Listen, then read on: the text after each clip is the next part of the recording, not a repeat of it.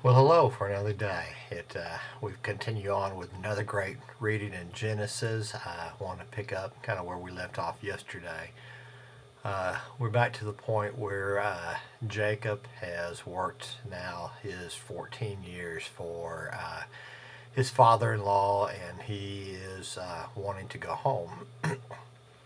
And he had again had worked the pledged amount for Rachel, and Jacob now is ready to part without any provisions except for what God has promised for he and his family. Uh, find it interesting he'd worked that long and he still had that he was willing just to leave with his wives Leah and Rachel. But he also remembers the promise that he had from God. And I want to read that to us again. It says, I am the Lord, the God of your grandfather Abraham, and the God of your father Isaac. The ground you are living on belongs to you. I am living it. I am leaving it to you and your descendants. Your descendants will be as numerous as the dust of the earth. They will spread out in all directions, to the east and to the west, to the north and to the south. And all the families of the earth will be blessed through you and your descendants. What's more, I am with you, and I will protect you wherever you go. One day I will bring you back to this land. I will leave you. I will not leave you until I have finished giving you everything that I have promised you. And really, we could go on and say God's promise is He'll never leave us, and we do know that. Uh, do you think there was some anxious anticipation as Jacob recalls that promise from God after those 14 years, in thinking it was time to go back home to that land that was promised? But as we read on, that his father-in-law was wanted to continue to manipulate Jacob, and he did so, and he worked another 6 years. Uh, Jacob had, in many ways, a just claim to Laban's substance. It was the will of God that he should be provided for from it. He had worked over 20 years for that, and he really was due something of what he had worked for, based on their agreement and what his father-in-law continued to change in his pledge to them. Jacob referred his cause to God rather than to agree to stated wages from Laban. He trusted God and that God would work this out, and he did. And we saw in the reading today as he made the pledge about the livestock and those that were pure coats and those that had markings and how that would work. Jacob knew how selfish Laban was, even toward his own family, and I think that's very sad. Even his daughters saw that in their father.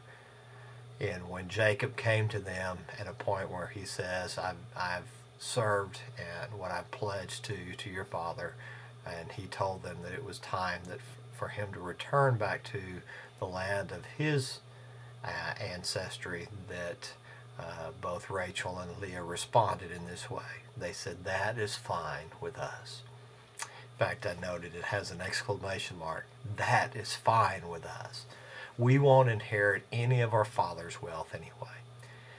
He has reduced our rights to those of foreign women. And I looked up and I thought, what does that mean, foreign women? Because these were his daughters. And I think about our children today and what God's commands to us as parents and taking care of our children.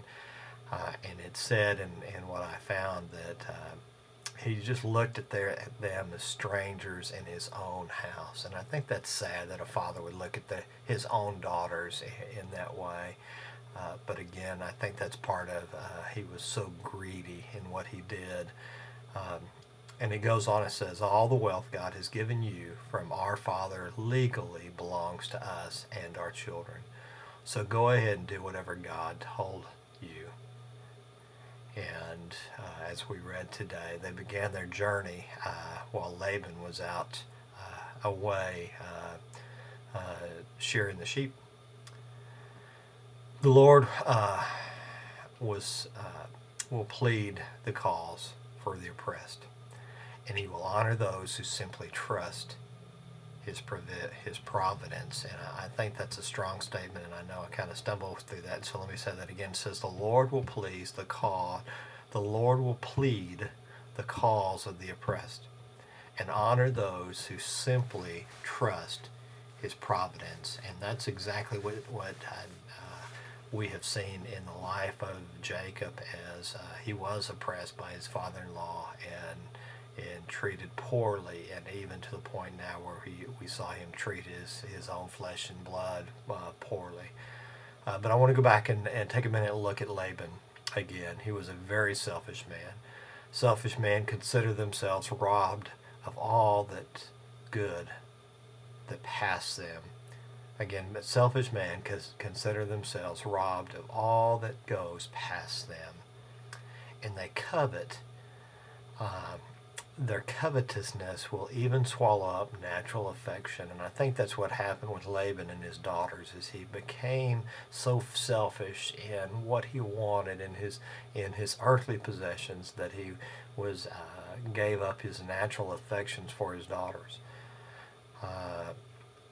Let's look at how God handled Laban as he pursued Jacob, because as we know that when Laban found out that they had left, that he was furious, and he gathered all his relatives together and began to pursue Jacob and his family and all that he possessed.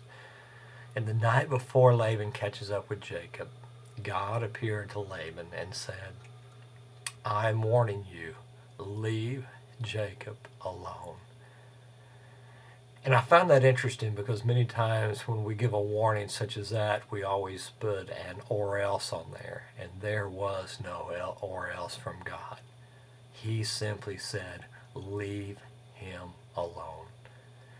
In addition, God can put a bridle on the mouth of wicked men, and he did that in Laban as well, because even though he was accusatory of him, and he really did restrain what he could have said and done to Jacob.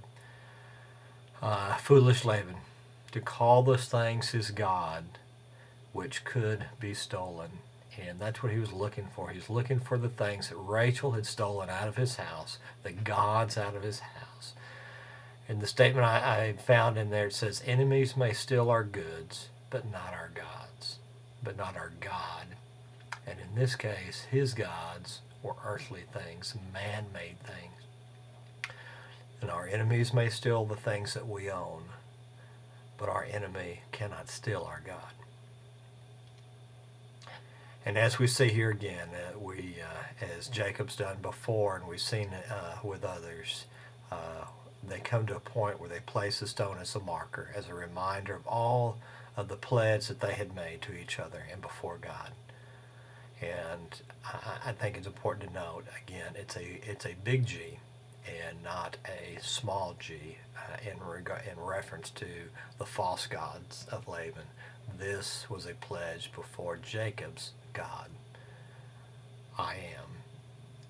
I will see you tomorrow as we continue our journey through the Word.